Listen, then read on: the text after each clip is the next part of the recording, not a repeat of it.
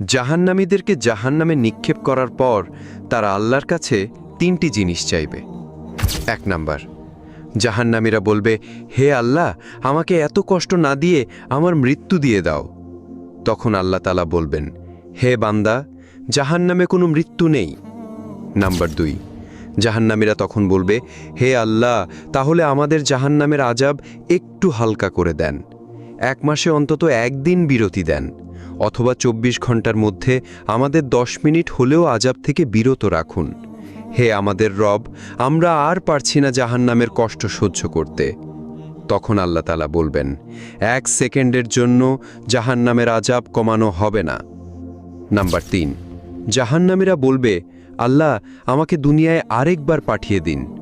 আমি দুনিয়াতে গিয়ে শুধু আপনার ইবাদত করব।